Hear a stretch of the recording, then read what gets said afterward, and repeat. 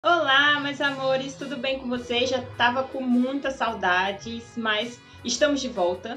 E agora com o canal novo e também com o livro novo, Êxodo. Eu já tinha gravado anteriormente e hoje eu fui parar para assistir. E assistindo eu pensei, poxa, não acredito que hoje, porque eu já tinha gravado há algum tempo, né?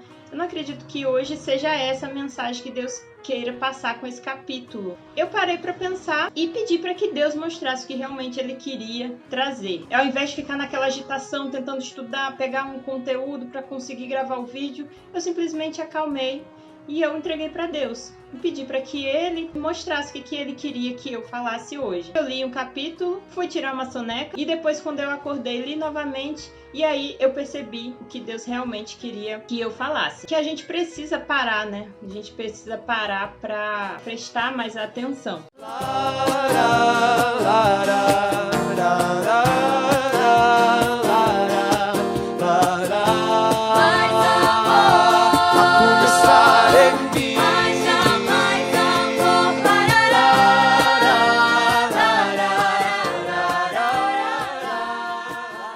Hoje a gente vai estudar o capítulo 3, mas antes da gente entrar no assunto, eu queria conversar sobre estudo da Bíblia. Como a gente está começando um novo livro, né, é interessante que a gente comece a pedir a Deus para a gente aprender a estudar a Bíblia. Porque não é simplesmente ler, pegar um capítulo, ler correndo. É até uma forma antiga que eu usava para ler a Bíblia, que era totalmente diferente da que eu uso hoje. Geralmente, para mim, o que era importante era a quantidade. Quanto mais livros eu conseguisse ler, nossa, mais eu estava avançando. Ai, que bom, tesouro!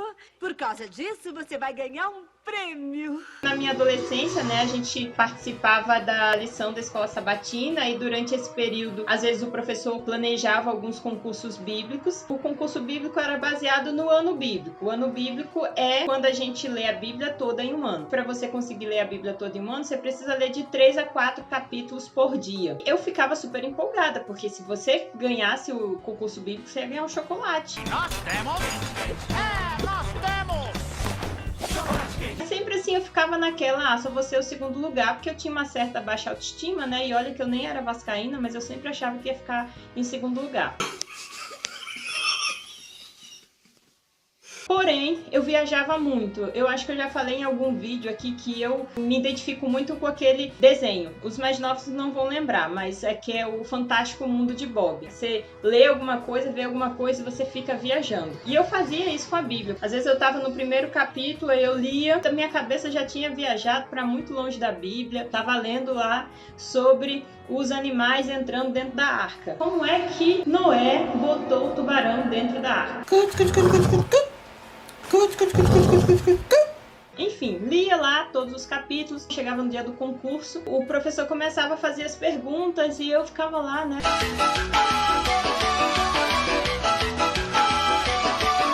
Esse homem tá doido, onde é que ele arrumou essas perguntas? Esses nomes não estavam na Bíblia não na Bíblia que eu li, deve estar lendo outra Bíblia. E eu não lembrava de nada, por quê? Porque eu não prestei atenção em nada que eu li. Não sei se você já fez isso, mas às vezes a gente tá lendo um livro, parou numa página, esqueceu de marcar, e aí quando você vai ler de novo, esqueceu de editar, e você lê tudo de novo que você já leu, mas parece que você tá lendo a primeira vez.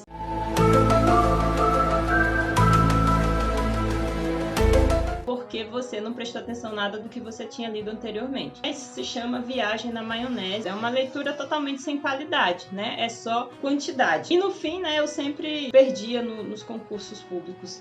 Também. Nos concursos bíblicos. Eu percebi, né, que realmente a minha leitura não estava sendo eficaz. E hoje... Também.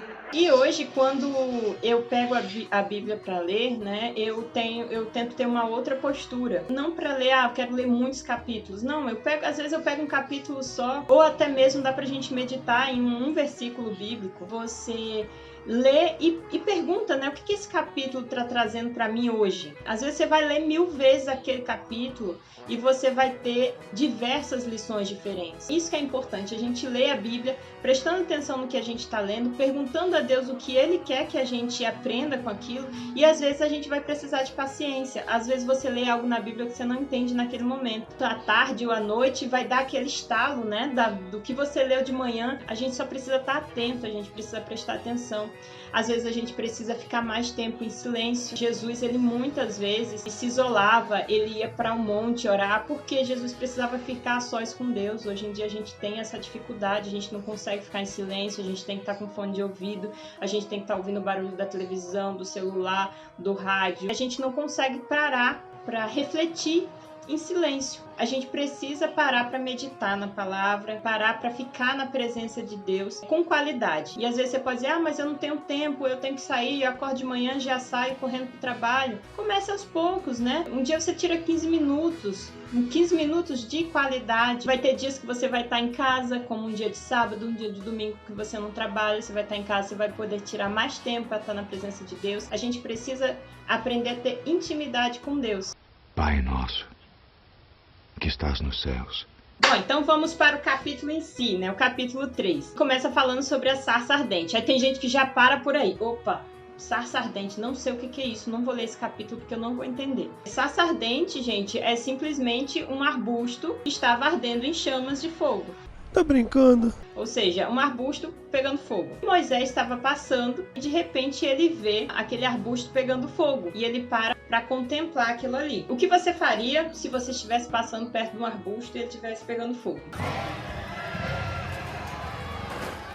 Alguns não veriam o arbusto porque estaria olhando para o celular, não teria tempo para ver um arbusto pegando fogo. Outro tiraria uma foto no arbusto para postar no Instagram, mas ninguém pararia para prestar atenção no arbusto como Moisés fez. E ele observou que o arbusto estava em chamas, porém ele não se consumia. As folhas continuavam verdinhas porque elas não se queimavam. E isso chamou a atenção de Moisés e fez com que ele se achegasse para mais perto daquele arbusto. E olha isso, né? Será que o velho Moisés, o príncipe do Egito, pararia ali para observar a sarça e perceber que ela não se queimava? Ele foi criado no Egito e ele era príncipe, né? Provavelmente era arrogante, orgulhoso, até porque a cultura egípcia era arrogante e orgulhosa. Uou, não encosta! Não encosta! Não toca! Ele foi criado cheio de pompa e daí ele teve que fugir do Egito para o deserto de Midian. Lá ele passou a ter uma profissão totalmente diferente, né? Passou a ser pastor de ovelha, se tornou um homem humilde, manso, né? Totalmente diferente do que ele era antes, né? Passou por duas fases bem distintas, mas foram fases super importantes para o que Deus tinha preparado para ele. Moisés, ele se tornou um dos maiores líderes da Bíblia, um dos maiores líderes do povo de Israel. Para isso, ele precisou passar por essas fases e Deus usou até mesmo as provações que Moisés precisou passar. Deus usou para ensinar Moisés ele poder se tornar esse grande líder. Isso a gente pode trazer também para nossa vida. Tudo que a gente passa, todas as experiências que a gente passa, todas as fases que a gente vive em nossa vida, quando a gente se coloca diante de Deus, Ele usa tudo isso para nos ensinar, para nos fazer crescer, para moldar nosso caráter, para nos tornar melhores profissionais, melhores pais, melhores amigos, melhores cristãos, nos preparar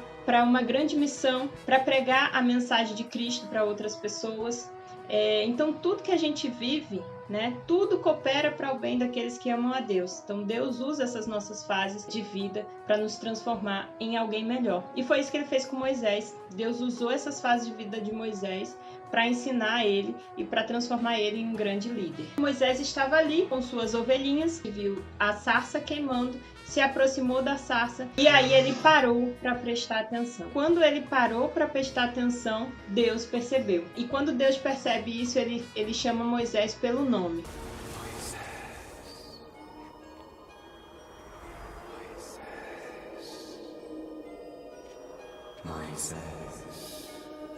Moisés. E qual é a resposta de Moisés? A resposta dele está lá em Êxodo 3:4. Moisés escuta a voz de Deus pela primeira vez e ele diz só: eis-me aqui, Senhor. E é isso que Deus quer. Deus queria a atenção de Moisés e queria que Moisés estivesse disponível. Moisés depois até deu um monte de desculpa para Deus, que a gente pode conversar sobre isso no capítulo 4, mas o importante é que Moisés parou para prestar atenção no que Deus queria falar para ele. Duas coisas Moisés precisou fazer: parar e prestar atenção e obedecer. O resto foi Deus que fez. Quem transformou Moisés num grande líder? Deus. Moisés não sabia falar, tinha dificuldade, colocou um monte de desculpa, mas Deus transformou Moisés no grande líder. Isso porque Moisés parou para ouvi-lo e obedeceu. Quero convidá-lo a fazer a mesma coisa que Moisés fez. Pare para ter um relacionamento mais profundo com Deus. Pare para ouvi-lo e quando você ouvir, obedeça. Se você gostou desse vídeo, não esquece de curtir, compartilhar e comentar aqui embaixo. Agradeço a presença de vocês e até o próximo vídeo.